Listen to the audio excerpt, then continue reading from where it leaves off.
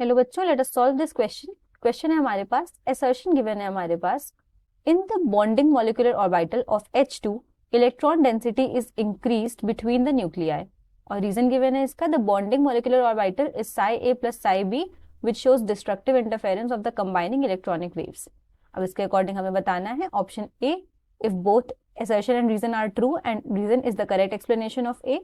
Option B given है, both assertion and reason are true but reason is not the correct explanation of assertion. Option C given है हमारे पास, assertion is true but reason is false. Option D है, assertion is false but reason is true. And option E है, both assertion and reason are false.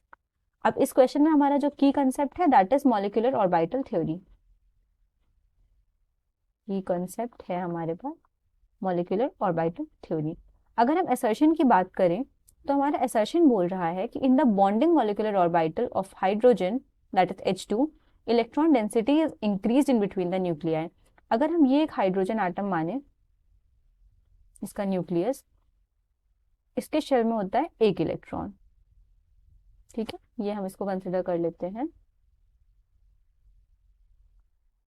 1 electron.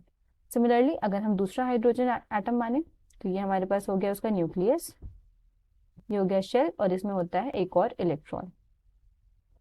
ये जब इनके बीच में bonds बन रहे होंगे, जब ये बॉन्ड बनेगा तो यहाँ पे क्या होगा, ये जो डेंसिटी इलेक्ट्रॉन की यहाँ पे थी और जो डेंसिटी इस दूसरे एटम के पास थी, ये दोनों अब बॉन्ड बना करके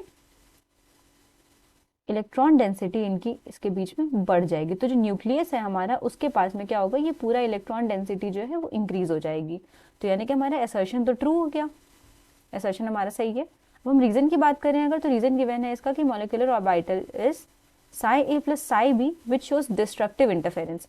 अब जो हमारे बॉन्डिंग मॉलिक्यूलर ऑर्बिटल्स होते हैं वो बनते हैं कंस्ट्रक्टिव इंटरफेरेंस से, कंस्ट्रक्टिव इंटरफेरेंस। ये साई ए साई बी वेव्स के लिए गिवन है। इसका मतलब होता है हमारा कि अगर कंस्ट्रक्टिव इंटरफेरेंस का मतलब हो गया कि अगर हमारे पास ये गिवन है,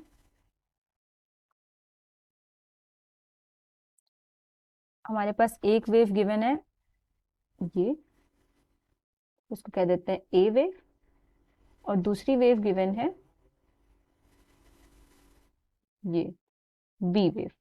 तो कंस्ट्रक्टिव इंटरफेरेंस के बाद अगर हम इसको देखेंगे तो ये दोनों कंबाइन करके जो आउटपुट देंगी वो होगा हमारा इन दोनों से भी, इन दोनों के सम से भी ज्यादा हो जाएगा। तो दैट मीन्स हमारे पास जो रिजल्टेंट बनेगा, resultant should be this one, this should be the resultant,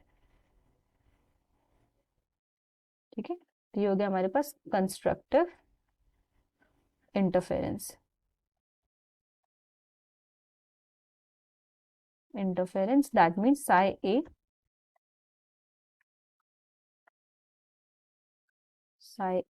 plus psi B, ये आ जाएगा हमारे पास कंस्ट्रक्टिव इंटरफेरेंस। और रीजन में क्या दिया हुआ है कि psi A plus psi B destructive interference है, जिसकी वजह से बी बॉन्डिंग मॉलिक्यूलर ऑर्बिटल्स बनते हैं। तो ये गलत हो जाएगा क्योंकि हमारे bonding molecular orbitals constructive interference के थ्रू बनते हैं और कंस्ट्रक्टिव इंटरफेरेंस क्या होता है, Sai A plus psi B.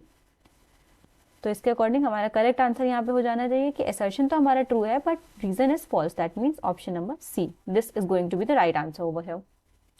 Hope you found it understandable, best of luck.